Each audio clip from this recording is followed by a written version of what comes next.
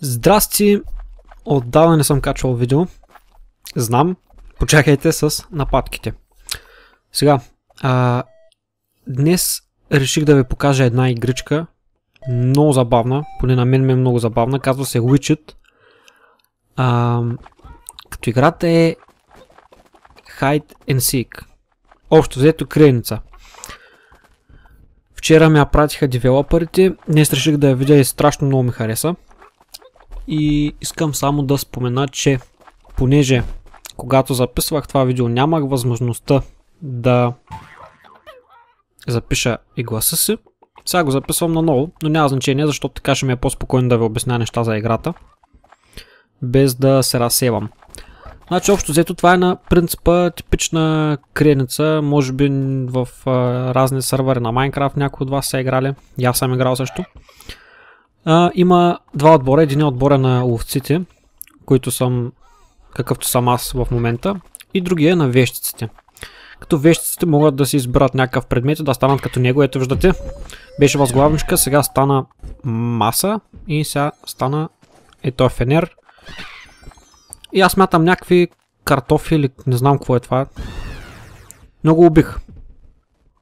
Убих я всъщност, защото това е вещица. Няма значение. Та играта е адски чаровна. На мен ми харесва адски много. Ако забелязвате, като се приближим до някъде, графиките са леко пикселизирани. Обаче, по такъв начин е направено светлосенки и така нататък, че изглежда мега готиното. Ако не се лъжа, играта беше разработена с Unreal Engine. Може да бъркам, затова тук не ме вярвайте много. Ако сте забелязали, мятам една кокошка. Не знам скоро дали съм метнал. Може би сега ще метна, ще видим. Да, ето.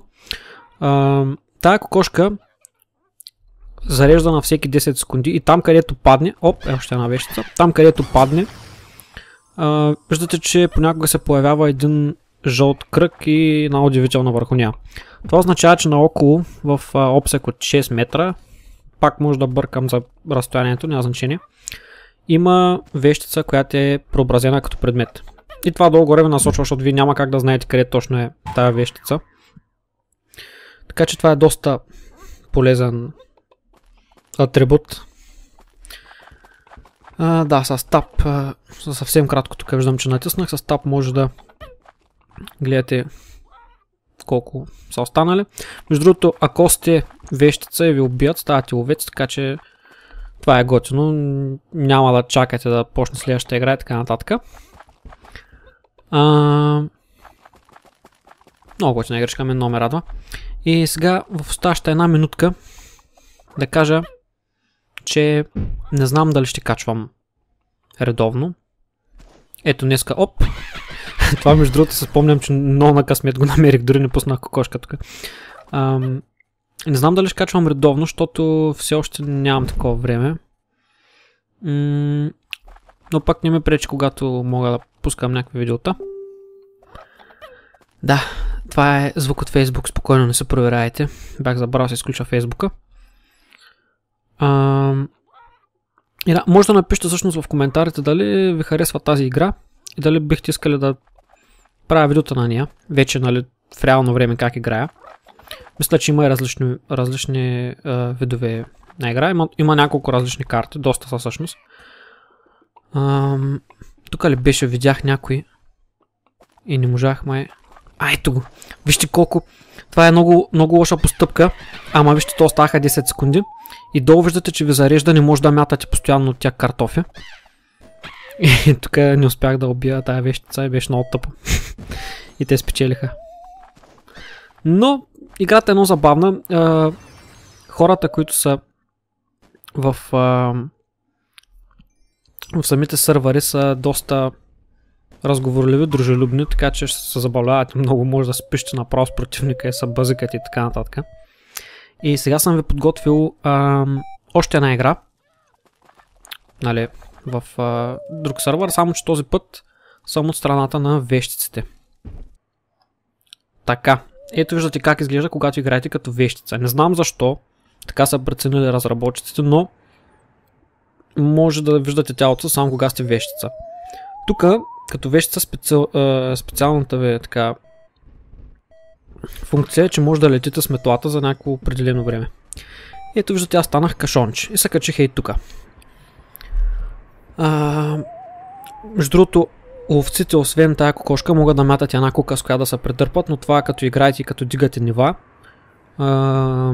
ви отключва различни способности, може да си ги сменяте. Същата е работата с вещиците, обаче аз не съм играл достатъчно с тях и за сега имам само метлата отключена. Бих казал, че според това каква е картата, на която играете, е доста по-скучно да сте вещица, защото виждате тук в случая аз само стоя. Но има една друга карта, която е доста забавно да се криеш, защото постоянно можеш да се сменяш, има адски много малки предмети и е много готино. Тук на този запис, ако не се лъжа, мисля, че бъгнах картата. Да, ето ставам града тук. И сега ще видите, тук съвсем случайно, без да искам го открих това нещо. Сега ще литна към покрива. Оп! И тук се пуснах и вижте къде паднах. Паднах на такова място, на каквото по принцип не би трябвало, тук едва някаква вещица в момента да ми пречи. На това място, по принцип, не би трябвало да можеш да влезеш. Аз буквално се гличнах тук. Не мога да изляза от това място. Но пък, помня, че се зарадвах, защото вероятността да ме намерят тук е адски малка. Освен ако нямат някаква кука да се качат догоре. Но ако добре съм запомнил, минаха няколко и пак не ме видяха. Но ще оставим сега да видите. Там виждате в далечината едно розово кръгче. Това не знам все още как се получава. Някой път, когато видиш вещица, мисля, че без да е трансформирана в някакъв предмет, може да ти... не, всъщност това трябва да е такава функция на вещицата, някаква друга, която аз нямам отключена. Почвате да се въртите, аз съм влизал в такова кръгче, въртите се и не виждате посоките. Това е нещо като да ви обърка. И да, много готина игричка, различни карти. Може би ако проявите интерес, ще запиша на различните карти да видите. Доста комични ситуации се получават понякога. Има някои като правилно станала е книжка и се пъха под дивана и вие буквално не може да го стигнете да го оцелите. Имаше един такъв случай, дето стоях и чаках човека да се покаже оттам, той не се показа, аз все пак го убих по някаква случайност, не знам как влезе там картофа. Ето виждате, той не ме забеляза, че съм тук. И друго нещо, което... Ето още един. Друго нещо, което забелязвам, ако виждате и вие курсора, когато мине през покрива, понякога някакви предмети, такива очертанията им засича. Това значи, ако натисна ляв бутон, ще мога да се трансформирам в този предмет, което мисля, че не е... Трябва да се оправи, защото някакво не е логично през стени и така нататък да може да се трансформират в неща, които не са до вас. Ето този ме видя, аз не можах да излетя от тук, естествено. И умрях, което беше тъпо, защото след 30 секунди отбора на вещите спечели, аз вече бях станал ловец и е малко тъпичко. Но, опа, бутнах се микрофона, вау. Така, за малко не се простих с една минимална работна заплата, не знам, че и така. Готина игричка, не знам, напишете в коментарите дали ви харесва. Ако ви харесва, сигурно ще снимам. Аз така или иначе сега играя, като разпускам. И така, дигате левел, като играете. Дава някакви точки, ви отключва понякога и там и шапки, облекла и така нататък, които може да се слагате на героя. И така, линк ще има в описанието, играта може да се я купите от Steam.